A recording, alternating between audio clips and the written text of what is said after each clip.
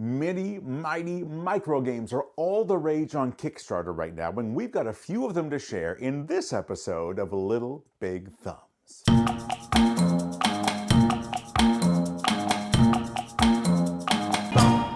Welcome to Little Big Thumbs, a channel that's all about sharing great games that are equally fun for little players and big players. My name is JP, and I love me some tiny games. Something to toss in my pocket, or in my camera bag, or even just to keep on my tablet. And as it turns out, Kickstarter also loves these itty-bitty boxes, because right now there is a particular push for micro games on the crowdfunding platform. There's actually a fun tag for micro games on Kickstarter, which will bring you to a small collection of exciting little bundles of fun. And it really does look like there's a little something for everyone. Good dog, bad zombie? Yes, please. Puppets in high places? That sounds amazing. How about a collection of one-card mazes? Looks fun to me. We'll be dropping a direct link to the microgame section of Kickstarter in the description of this video, as well as the microgame Facebook that's going on right now, all of which supports these small creators and their projects on Kickstarter.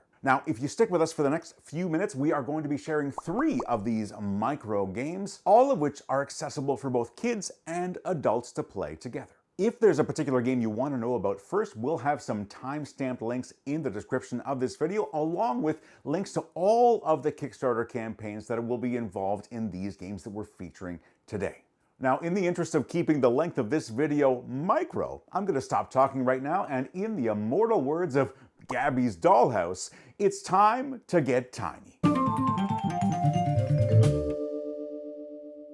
Oh no! Some passers-by have stumbled into a haunted house, and it's our job to get them out. Scare B&B comes from Wicked Weird Games, and this one can be played with 2 to 4 players, with games often lasting no more than 20 minutes. What we've got here is a very simple game of guesswork and memory with a tiny little dash of mind games thrown in. Each player in Scare B&B is going to have their own haunted house, and in order to help their visitors escape, they need to find both the key and the door cards. All the cards are going to be face down to start, with another player arranging the cards in whatever wacky way they want.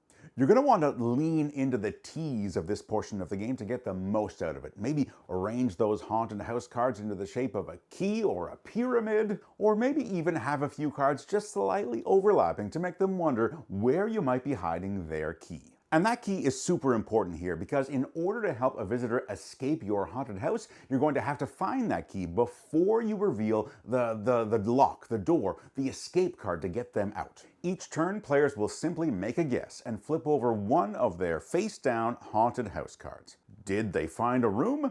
Then it stays flipped over and nothing happens. Did you find a key? Excellent! Keep it flipped over, and now you're on the hunt for that exit card with the lock icon. But did you find the lock before the key?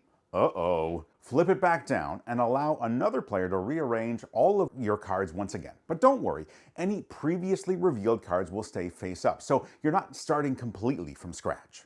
It's a bit of a shell game, so you want to try to watch where that lock key went so that you don't flip it over until you absolutely need it. Once you've found the key and then the lock, flip one of your visitors to their rescued side and have another player set up your haunted house all over again. Save all of your spooked guests and you win the game. The beauty of Scare B&B is that literally anyone can play.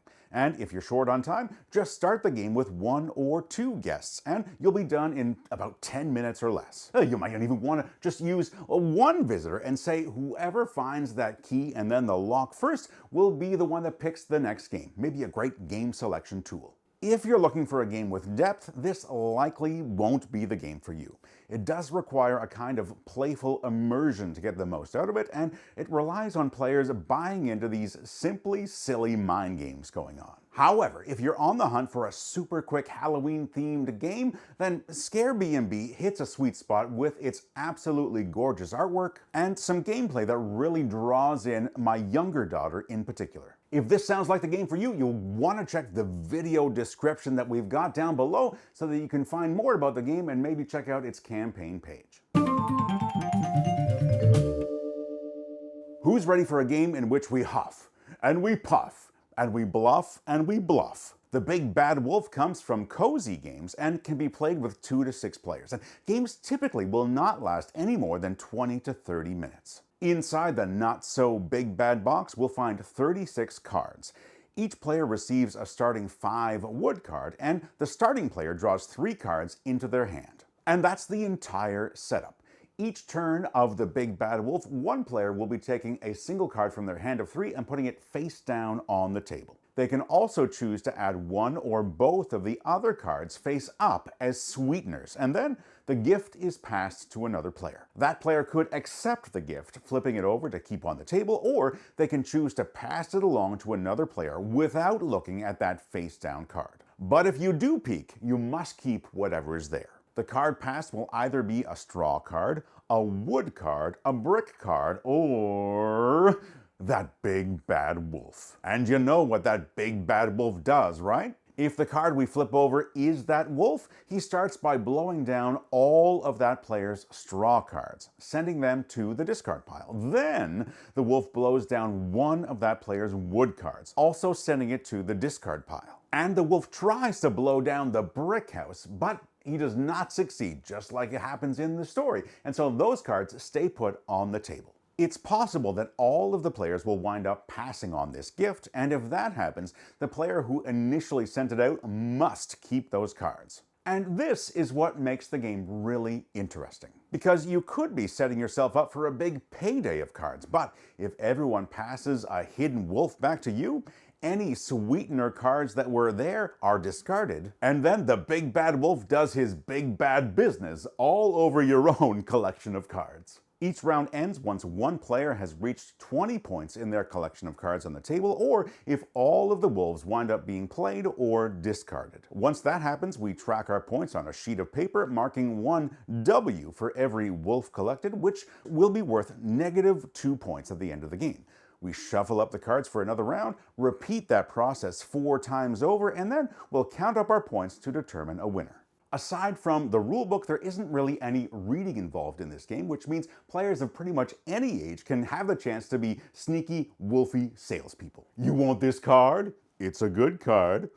You don't trust me? How about I add this juicy brick card with it? Come on! There is a lot of fun to be had with the Big Bad Wolf. It's got a real cottage game vibe, and there aren't really any extra rules to get in the way of that fun. If you're worried about sour feelings with younger kids when they have their various building cards blown away, I'd say start them with a brick card instead of a wood. That way, there is no chance that they'll ever be stuck with nothing on the table, and they'll feel a little bit like a super pig if a wolf comes up early in the game. The Big Bad Wolf is a quick game with some interesting decisions on what cards to play, and the social aspect really elevates it to something special. If you want to learn more, make sure to huff and puff your way over to the description in this video so you can learn more about the Big Bad Wolf. It's time to pack some paper and colored pencils because our next game is a print and play production called Around the World in 10 to 15 minutes. This one comes from the folks at No Box Games, who we previously featured in the delightful homage to Dice Throne called Beards and Booty. The beauty of this game is that the setup simply involves printing one sheet of paper per player. No cutting or crafting involved, just one sheet, some writing utensils, and you're ready to go. In Around the World in 10 to 15 minutes, we are either traveling from one major city to another, collecting souvenirs, or seeking out the unique experience that each location offers. The game ends once one player has visited each continent and returns to their starting city, which is chosen at the beginning of the game.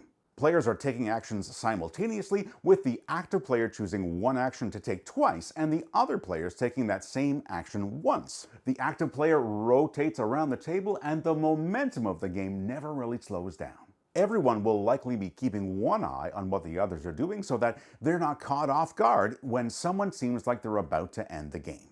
Are you willing to dilly-dally in one section of the map in order to get some bonus points in the souvenirs and explore area of your sheet? Or are you looking to keep moving and cover as much ground as possible? It's an interesting little game that offers a lot to think about in a very short period of time. And there is an interesting solo variant that involves rolling 2 6-sided dice to determine the available actions each round. I tend to play that mode on my tablet so that I'm not wasting paper. There is some reading involved in this game, but it is pretty easy for kids to pick up. And if you're printing it out in a black and white page instead of the full color, then there's actually the opportunity for coloring involved in the game as well, which is always nice in these print and play games. Beards and Booty had a surprising number of stretch goals planned for their campaign, and I'm curious if No Box Games will be doing the same with this one.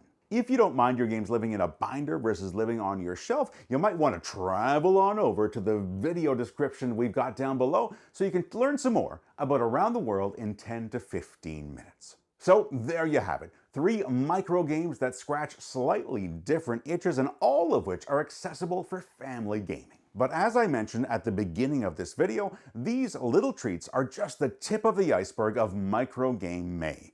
There are some potential gems waiting to be discovered, and the vast majority of these games are likely not going to be landing on the shelves of your friendly local game store. A big shout out to Wicked Weird Games, Cozy Games, and No Box Games for giving us a sneak peek at their upcoming micro games. And thank all of you for watching along. It really does mean the world. It makes a difference when you watch all the way to the end of this video, as it does if you leave a like, a comment, or hit that subscribe button. We'll be back again soon, and until then, whether you've got little players or big players, make sure that you keep playing games that make your thumbs go way up. Bye for now.